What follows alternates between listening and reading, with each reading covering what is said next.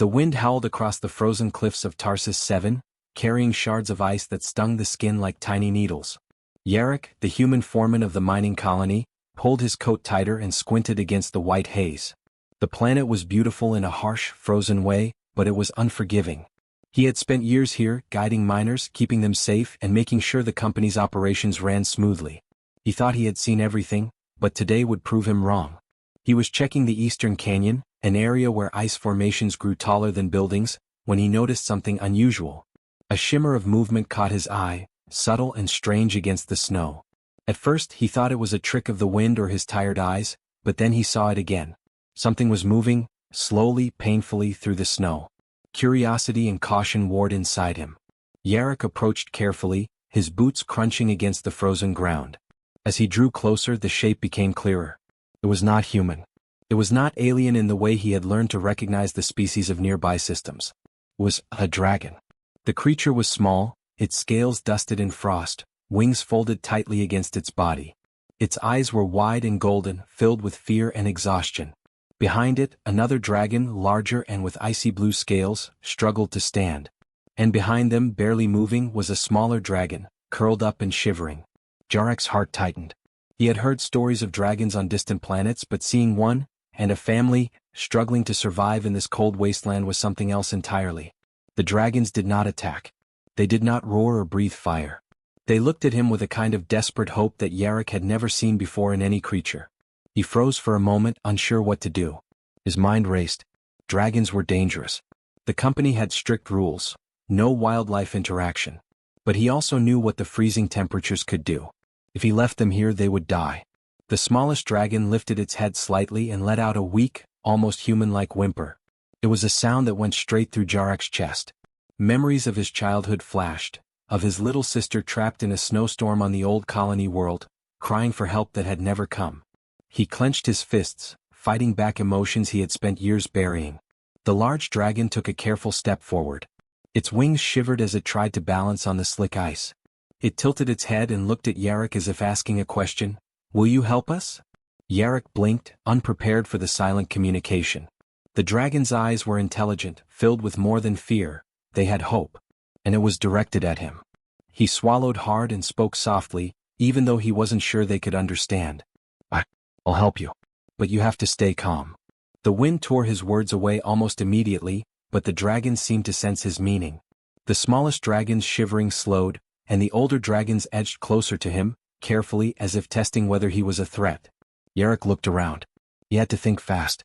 The mining camp was several kilometers away, and the snowstorm was worsening.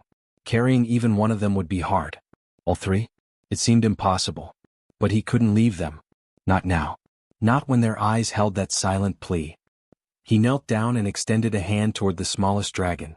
It didn't move at first, but after a moment, it nudged his fingers with its snout. The sensation was electric, a mix of fear and trust, and Yarrick felt a strange warmth in his chest. He had no idea what this bond was, but he knew it was important. "Okay," he murmured, speaking more to himself than anyone else. "Let's get you somewhere warm." He stood and scanned the area. There was a small rock overhang nearby, enough to shield them from the worst of the wind. It wasn't perfect, but it was better than leaving them out in the storm. He guided the dragons toward it, speaking softly, pointing and trying to calm their fear. The journey was slow. The large dragon stumbled, its wings dragging, but Yarrick helped it, steadying it with his arms. The smallest one tripped often, its little legs slipping on ice, and he scooped it up more than once, feeling its tiny heartbeat against his chest. For a few minutes, the frozen canyon was silent except for the sound of wind and the soft crunch of snow underfoot. When they finally reached the overhang, Yarrick made a small fire using emergency heat packs and rocks he had in his kit.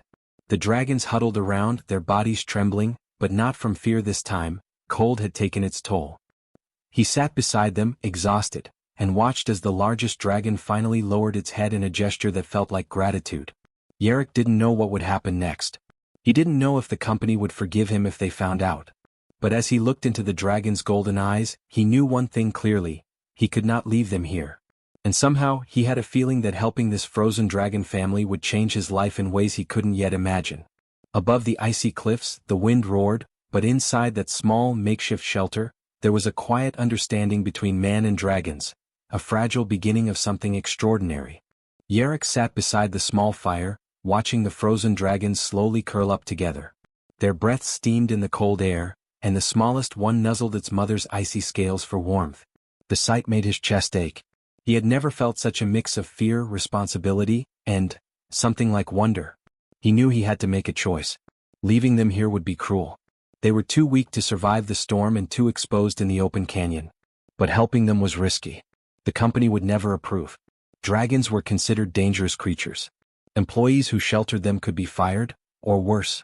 Yarrick rubbed his face with his gloves and leaned back against the cold rock. He thought about the rules he had spent years enforcing. Rules existed for a reason, but sometimes they didn't account for life itself. These dragons weren't attacking anyone. They weren't threats.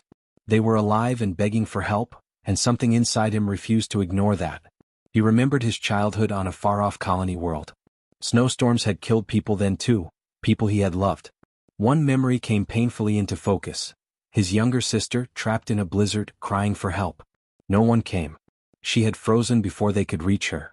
The memory had haunted him for years, and now, looking at these trembling creatures, he felt that same helplessness rising inside him.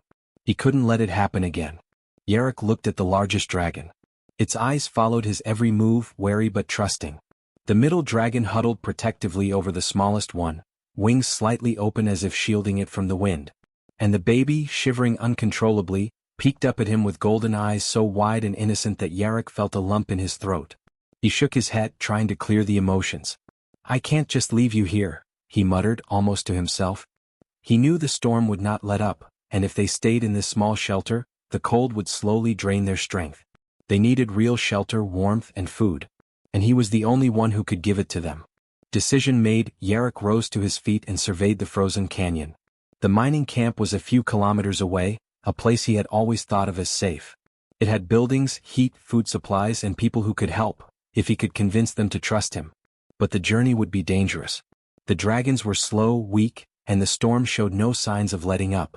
He looked at the largest dragon, his voice low and steady. "I'm going to take you to safety," he said. "It won't be easy, but I'll get you there. You have to follow me and trust me." The dragons blinked as if they understood. The smallest one whimpered and tried to stand, wobbling on ice-cold legs. Yarrick knelt down and held out his arms. The little dragon stumbled into him, resting its tiny body against his chest. He felt the warmth of its fragile heartbeat and knew there was no turning back. Yarrick began to plan. He would carry the smallest dragon and help the larger ones walk. He would use ropes and his survival gear to guide them, keeping them safe from the harsh wind and slippery ice. It would take hours, maybe longer, but the dragons had no other choice. He paused and listened to the wind. The storm was relentless, whipping across the canyon like a living thing. Every step would be a test of endurance, both for him and the dragons. He gritted his teeth, feeling a mix of fear and determination. It was not just a question of saving them, it was a question of doing what was right, no matter the cost. Yarrick gathered some ropes and tied them loosely around the two larger dragons, creating a way to guide them. He picked up the smallest one carefully, holding it close to protect it from the cold. The baby whimpered again, but this time, it felt like a tiny spark of hope. Step by step, Yarrick led them toward the mining camp. The journey was slow and exhausting. His boots slipped on ice, his muscles ached from carrying the small dragon, and the wind threatened to knock them off their path. The middle dragon stumbled more than once, and he had to steady it with his hands. The largest dragon, though strong, dragged its wings across the snow, and he had to encourage it with quiet words. For a moment he wondered if he was crazy. Breaking company rules, risking his job, carrying 3 dragons through a snowstorm on a frozen planet, it sounded impossible. But every time he looked at their eyes, he felt a renewed strength. They trusted him, and he could not let that trust be in vain. Hours passed. The storm raged, but the fire of determination burned hotter in Yarrick's heart. He remembered something his father once told him. Courage is not the absence of fear, but the will to act in spite of it. He had never understood it fully until now. Finally, as the sun dipped behind the icy cliffs, a faint glow appeared in the distance, the lights of the mining camp. Relief washed over him. The journey was not over, but they had made it this far. Yarrick glanced at the dragons, their eyes reflecting the warm light from the camp. They were exhausted but alive. He smiled faintly. "We're almost there," he whispered.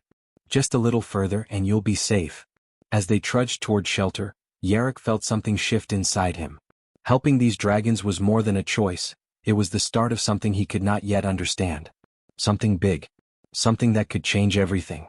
And for the first time in a long while, he felt hope, not just for himself but for them and maybe even for the worlds beyond this frozen canyon. The mining camp was small but warm, with buildings made of metal and insulated walls. The smell of cooked food and hot machinery filled the air. Yarrick carefully led the dragons inside, making sure the doors stayed open just long enough for them to enter without drawing too much attention. The smallest dragon clung to him, trembling, while the middle and largest dragons followed slowly, wary of this new environment. Once inside, Yarrick guided them to an unused storage room. It wasn't perfect, but it had walls that blocked the wind, a small heating unit, and a few crates he could use to make a bed for the dragons. The baby dragon curled up on a soft blanket he had found, while the others rested nearby. Yarrick leaned against the wall, exhausted but relieved. For the first time since the storm began, he could breathe. The dragons were quiet at first, watching him carefully. Their eyes followed every movement, alert but not hostile. Yarrick knew they were studying him just as he was studying them. He knelt and offered a small ration of food, dried meat and minerals he had brought from his own pack. The baby sniffed it cautiously before nibbling, and the middle dragon extended its snout to taste as well. The largest dragon seemed hesitant, but after a moment, it took a small piece. He smiled faintly. "Good. You're safe here," he whispered. The dragon's eyes softened, and for the first time, Yarrick felt that invisible bond beginning to form. It was strange, almost like they understood more than he could imagine. Over the next few days, Yarrick cared for the dragons with a careful routine. He checked their injuries, fed them, and kept them warm. In return, the dragons began to show small signs of trust. The baby dragon would climb onto his shoulder when he entered the room, letting him carry it without fear. The middle dragon would nudge his hand gently when he offered food, and the largest dragon would lie down near him, keeping a watchful but calm eye. Yarrick talked to them as he worked, explaining simple things. "This is food. This is water. This is where you stay safe." At first, the dragons seemed indifferent, but gradually they started responding. The baby would chirp softly when he spoke, and the middle dragon would tilt its head as if listening. The largest dragon began to follow him around the room when he moved, careful to stay close but not too close. One evening, the smallest dragon accidentally knocked over a crate, sending a loud clatter through the storage room. Yarrick jumped, expecting fear or anger. Instead, the dragons froze, then looked at him nervously. He laughed softly and said, "It's okay. No one is angry." The baby dragon tilted its head and let out a tiny chirp as if laughing too. The moment felt small, but it strengthened the bond between them. The dragons' personalities began to show. The baby was curious and playful, often crawling over Yarrick's feet or investigating the strange shapes of human tools. The middle dragon was cautious and smart, observing everything carefully before acting. The largest dragon was protective and patient, often positioning itself between the others and Yarrick, as if silently promising to guard them all. Yarrick learned to understand them in ways he could never have imagined. Their gestures, eye movements, and even subtle changes in posture told him how they felt. A flick of the tail meant irritation, a lowered head meant trust, and a soft rumble meant contentment. Each day, his connection with them grew deeper, and he realized he was no longer just their caretaker. He was part of their family in a way neither humans nor dragons had ever experienced before. One night, after the storm had passed, Yarrick sat with the dragons near the heating unit. The baby curled in his lap, the middle dragon rested its head on his shoulder, and the largest dragon lay stretched out on the floor, one clawed wing draped over the baby. He watched the glow from the heat flicker across their scales. Their eyes met his and he felt something powerful: trust, understanding, and even affection. He realized that these dragons had not only survived the storm because of him, they had given him something too. They had reminded him of courage, patience, and hope. They had reminded him that life, even in the harshest conditions, could be full of connection and meaning. In the days that followed, their bond grew stronger. Yarrick began teaching them simple tasks: how to move carefully inside the camp, how to respond to his gestures, and even small tricks to avoid hazards. The dragons learned quickly. The baby could now follow simple commands, the middle dragon understood when to stay still, and the largest dragon seemed to anticipate danger before it happened. Yarrick sometimes caught himself smiling at their antics, feeling a warmth that had nothing to do with the heater. The camp outside might have been cold and dangerous, but inside this small room, there was trust, care, and a family forming in the unlikeliest of places. By the end of the week, it was clear that the dragons were no longer afraid. They slept soundly, ate without hesitation, and responded to Yarok with a kind of quiet joy. And Yarok, in turn, knew that his decision to save them had been more than right, it had been necessary. The bond they shared was more than survival, it was connection, and it was changing him in ways he couldn't yet explain.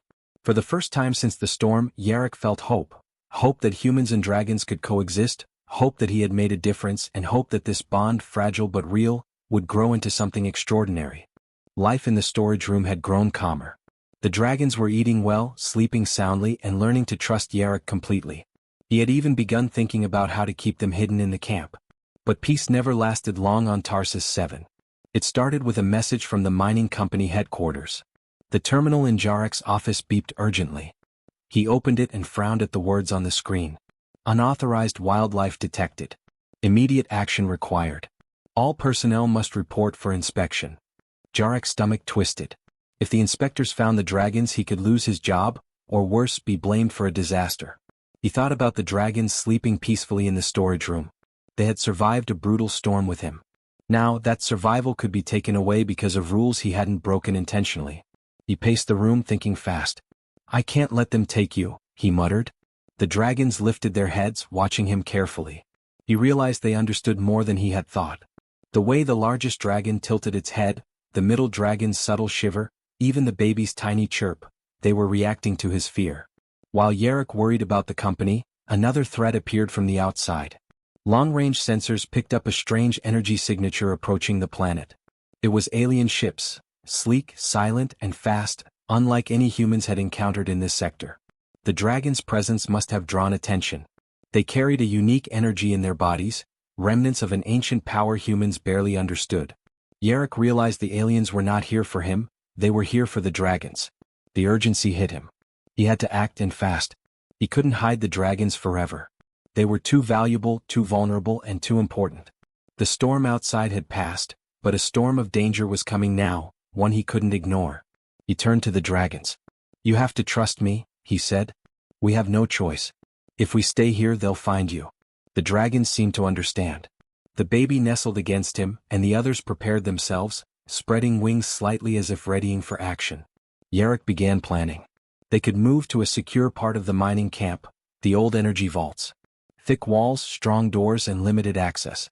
It wasn't perfect, but it was safer. He would need the dragons to cooperate completely. Any misstep could alert the aliens or the company inspectors. The journey was tense. Yarok led the dragons through the camp under the cover of dim lights, avoiding workers who were leaving after their shifts. The baby followed closely on his shoulder, the middle dragon gliding carefully beside him, and the largest dragon keeping pace behind, watching every corner for danger. Every shadow made him jump, every distant noise set his heart racing. When they reached the vault entrance, Yarok quickly barricaded the doors and activated the emergency locks. The dragons crowded inside and he breathed a sigh of relief. For a moment it felt safe. But he knew the aliens were already scanning the planet, searching for the source of the dragon's energy. The largest dragon lifted its wings and let out a low rumble, a sound that vibrated through the vault. Yarok realized it was more than a sound, it was a warning. The dragons could sense the aliens even before humans could detect them. Their ancient instincts were alerting him to danger he couldn't see. Hours passed and Yarok watched the dragons closely. He noticed small movements, tiny signals of communication he had never recognized before. The middle dragon paced near the door, the largest one spread its wings slightly, and the baby curled against him, resting but alert. It was clear, they were preparing for something. Suddenly, sensors on the vault walls flashed. Alien drones had entered the sector, moving toward the camp. Jarek's stomach sank. There was no time to call for help. He had to rely on the dragons and on himself to protect them. He whispered instructions, simple gestures pointing to walls and doors. The dragons responded instinctively. The largest one moved to block the entry point, the middle dragon crouched low and flexed its wings, ready to react, and the baby stayed close to him, trembling but alert. Together they formed a small but formidable team. Yarok realized something important. The dragon's energy wasn't just a threat, it was also a defense. They could protect themselves and him if he trusted their instincts. He felt a surge of courage. They were not victims. They were allies. The minutes stretched as the drones scanned the camp. Yarok and the dragons stayed still, silent, waiting for the right moment. Every second felt like an hour. He thought of the storms, the frozen canyon, the journey here, and the bond that had grown between them. This bond might be the only thing that saved them now. The drones paused outside the vault. Then, after what felt like forever, they moved on, scanning elsewhere. Jarek's shoulders relaxed slightly, and the dragons settled again, though the tension lingered in the air. Jarek looked at them, feeling awe and gratitude. He knew the danger wasn't over, the aliens would return, and the company could still discover them. But for now they were safe. They had survived the storm, the cold, and now a threat from beyond the stars. In that quiet, tense moment, Jarek understood something important. The dragons were more than creatures in need. They were ancient, powerful, and full of knowledge he could barely comprehend. Protecting them was no longer just about saving lives, it was about standing up for something bigger than himself. Something that could change the future. As he sat among the dragons, watching the baby close its eyes and the others rest nearby, Jarek realized the truth. This threat, dangerous as it was, had shown him the depth of their bond. And whatever came next, he would face it, not alone but with his new family beside him. The night was quiet, but the tension in the vault remained. Jarek sat against the wall, exhausted but alert. The dragons lay around him, their breathing slow but steady. He had learned to trust them and they had learned to trust him. Together they had survived storms, cold, and alien threats. But he knew this was just the beginning. By morning, the sky above Tarsus 7 was a pale, icy blue. The storm had passed completely, and with it, a strange calm settled over the frozen cliffs. Jarek looked at the dragons and realized they were ready. Ready for something more than hiding. Ready for action. Their eyes met his and he could feel their understanding. The aliens would return, but this time they could fight back. Jarek took a deep breath and made a plan. The mining camp had equipment that could help them, energy weapons and vehicles, though humans rarely used them outside the base. The dragon's unique energy signature could be amplified using the colony's technology. Together, humans and dragons might not just survive, they might turn the tide. He moved quickly, careful not to alert the rest of the camp. The baby dragon hopped lightly onto his shoulder, chirping softly as if encouraging him. The middle dragon followed closely, and the largest dragon spread its wings and led the way, powerful and graceful even in the confined spaces of the camp. Jarek smiled faintly. He had never felt so alive, so aware of the bond between species. The alien ships appeared again, sliding silently across the horizon like shadows on ice. This time Jarek didn't panic. He had a plan and he had allies. He guided the dragons toward the open field outside the camp, where energy amplifiers had been set up. The dragons understood instinctively. The largest dragon flapped its wings, creating a shield of energy that shimmered in the pale sunlight. The middle dragon hovered beside it, ready to strike at any threat, and the baby dragon, small but clever, released bursts of warmth to charge the amplifiers. The first alien drone descended, sleek and metallic, scanning for the dragon's energy. Jarek moved behind a barrier, giving signals with hand gestures. The largest dragon roared, not a roar of fear but of power. Energy shot from its body, amplified by the human machines. The drone faltered, its systems disrupted by the combined force. The middle dragon lunged forward, its claws glowing with energy. The alien drone tried to retreat, but the dragon's power, coordinated with Jarek's instructions, was too strong. One by one, the drones fell, disabled by a combination of human technology and ancient dragon energy. The baby dragon, perched on Jarek's shoulder, chirped triumphantly. Jarek felt a rush of pride. The dragons were not just survivors, they were powerful allies. And humans, when brave and clever, could match that power in unexpected ways. Together, they had turned fear and weakness into strength. As the last drone retreated, Jarek realized the truth. The dragons had chosen him as much as he had chosen them. Their energy, their trust, and their courage had changed the battle. And in doing so they had changed him. He felt a connection to something bigger than himself, something that reached beyond the frozen cliffs of Tarsus 7 and into the stars. The company inspectors arrived later, alerted by the battle. Jarek expected punishment, but instead they were amazed. The dragons were calm, the camp was intact, and the threat had been neutralized without human casualties. The dragon's energy had saved the colony. The inspectors couldn't ignore the proof. Humans and dragons together were stronger than anyone had imagined. Jarek watched as the dragons stretched their wings, their scales gleaming in the sunlight. The largest dragon nudged the baby gently, and the middle dragon circled once, wings wide. They were alive, strong, and free, but now they were also part of the human world. He realized that his decision to help them in the frozen canyon had done more than save lives. It had reshaped the future. Humans had learned to trust dragons and dragons had learned to trust humans. Together they had faced danger, survived, and emerged stronger. A new alliance was forming, one that could change worlds. The baby dragon chirped and climbed onto Jarek's shoulder. He laughed softly, a sound of relief and joy. "We did it," he said. The dragons responded with a low, happy rumble. They had survived storms, threats, and fear. And now, together, they were part of something extraordinary. As the sun rose higher over the icy cliffs, Jarek and the dragons looked out at the horizon. The wind was calm, the sky clear, and the world seemed full of possibilities. He knew there would be challenges ahead, more alien threats, more obstacles from humans who did not yet understand, but he also knew they could face them. For the first time in his life, Jarek felt completely certain of something. Courage, trust, and compassion could change everything. And with dragons at his side, he was ready for whatever the universe had in store. The dragons stretched their wings and took to the sky, powerful and graceful. Jarek watched them soar, feeling a deep sense of pride and wonder. They were no longer just creatures he had saved, they were partners, friends, and a symbol of what humans could achieve when they acted with heart and courage. And somewhere deep inside, Jarek knew that this was only the beginning. Together, humans and dragons could reshape not just one frozen world but many. One choice, one act of courage had changed everything, and the two worlds would never be the same again.